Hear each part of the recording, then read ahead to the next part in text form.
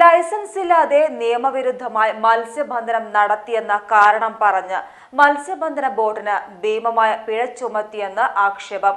1 വർഷത്തെ ലൈസൻസ് പുതുക്കിയില്ലെന്ന കാരണം പറഞ്ഞ് 2100 രൂപ നൽകുന്നയിടത്ത് 90,000 രൂപ പിഴയാണ് ചുമത്തിയത്.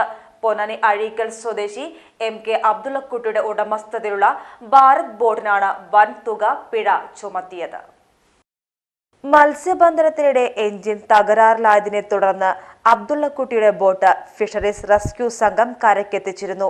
ലൈസൻസ് പരിശോധിച്ചപ്പോൾ ലൈസൻസ് പുതുക്കിയില്ലെന്ന് കണ്ടെത്തി. നേരത്തെ 2100 രൂപ മാത്രം അടച്ചിരുന്നിടത്ത് പലിശ ഉൾപ്പെടെ 7000 രൂപ വരുമെന്ന് പ്രതീക്ഷിച്ചെടുത്താണ് 90,000 രൂപ പിഴ ഈടാക്കാൻ നോട്ടീസ് ലഭിച്ചത്. തുടർന്ന് അബ്ദുള്ളക്കുട്ടി ഫിഷറീസ് ഓഫീസിൽ ബന്ധപ്പെട്ടപ്പോൾ ഇത്രയും തുക അടയ്ക്കണമെന്ന നിർദ്ദേശമാണ് ലഭിച്ചത്.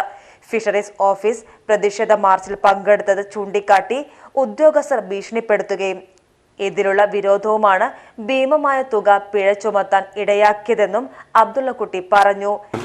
ഫൈൻ വന്നത് 90,000, അടക്കേണ്ടത് 2200.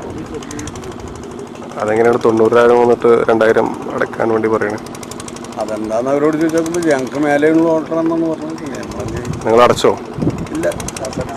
മത്സ്യബന്ധനത്തിന് പോയ സമയത്ത് കടലിൽ വെച്ച് ഗിയറിൻ്റെ ഡിസ്ക് പോയി. ഡിസ്ക് പോയപ്പോൾ എഞ്ചിൻ കംപ്ലൈൻ്റ് ആണ്. അപ്പോൾ പിന്നെ ഓടാൻ പറ്റില്ല. ഡിസ്ക് പോയി കഴിഞ്ഞാൽ എഞ്ചിൻ മൂവ് ആവില്ല.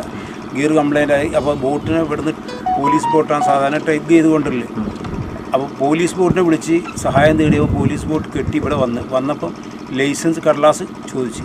സാധാരണ ഈ മത്സ്യബന്ധനത്തിന് പോണ ബോട്ടിൽ ലൈസൻസ് ആകെ 3000 ചില്ലാണ് റുപ്യാണ്. ഈ 3000 ചില്ലാണ് റുപ്യ ഇത് 2100 റുപ്യ. ഇതിനെക്കാളും വലുതിന് 3000 ചില്ലാണ്. കേട്ട് കേൾവി പോലും ഇല്ലാത്ത കഥയാണ്.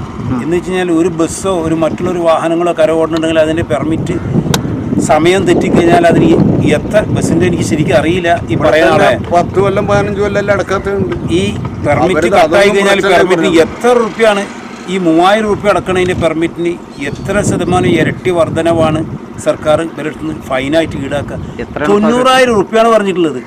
90,000 റുപ്യ ഈ ബോട്ടിൽ കൊല്ലം അധ്വാനിച്ചിട്ട് കിട്ടിയിട്ടുണ്ടാവില്ല. ഈ വിലക്കയറ്റം, ഡീസൽ വിലക്കയറ്റം, മറ്റു കാര്യങ്ങളും വെച്ച് കേരള സംസ്ഥാനത്തും മറ്റ് 8 സംസ്ഥാനത്തും കൂടിയിട്ടുള്ള എല്ലാ രാജ്യങ്ങളിലത്തെ പെർമിറ്റോ ലൈസൻസോ എല്ലാം നോക്കിക്കഴിഞ്ഞാൽ കേരളത്തിൽ എല്ലാ സംസ്ഥാനത്തിനെക്കാട്ടി 100 ഇരട്ടി വർധനവാണ്. നമ്മൾ തൊട്ടടുത്ത അയൽ സംസ്ഥാനത്തിൽ ആകുള്ള 3000 റുപ്യാണ്. 2000 ചില്ലാൻ റുപ്യാണ് എല്ലാ ബോട്ടിനും മൊത്തം ചെറുത് വലുതെന്ന് കണക്ക് 2000 ചില്ലാൻ റുപ്യാണ് ആകെ ലൈസൻസിനുള്ള ഫീസ്. അത് അവരടക്കാൻ വഴിയില്ലെങ്കിലും അവരോട് ഇത്ര ഭീമമായ തുക ഫൈൻ അടക്കണമെന്നില്ല. നിങ്ങൾക്ക് പറ്റുന്ന സമയത്ത് വന്ന് അടക്കുന്ന നമ്മുടെ അയൽ സംസ്ഥാന തമിഴ്നാട്ടിൽ ഇവിടെ എന്ത് കാരണം വെച്ചിട്ടാണ് ഈ 90,000 റുപ്യ അടക്കാൻ ഇവർക്ക് ഫൈൻ വെച്ചതെന്നുള്ളത് ഞങ്ങൾക്ക് അറിയില്ല. എന്നാൽ ലൈസൻസ് ഇല്ലാതെ നിയമവിരുദ്ധമായി മത്സ്യബന്ധനം നടത്തിയതിന് KMFR ആക്ട് പ്രകാരമുള്ള പിഴ സംഖ്യ മാത്രമാണ് ചുമത്തിയതെന്ന് ഫിഷറീസ് DD പറഞ്ഞു. ഓരോ മത്സ്യബന്ധന യാനങ്ങളുടെയും ഫോഴ്സ് പവർ കണക്കാക്കിയാണ് പിഴ ഈടാക്കുന്നതെന്ന് ഫിഷറീസ് DD കൂട്ടിച്ചേർത്തു. PGTV news Ponnani.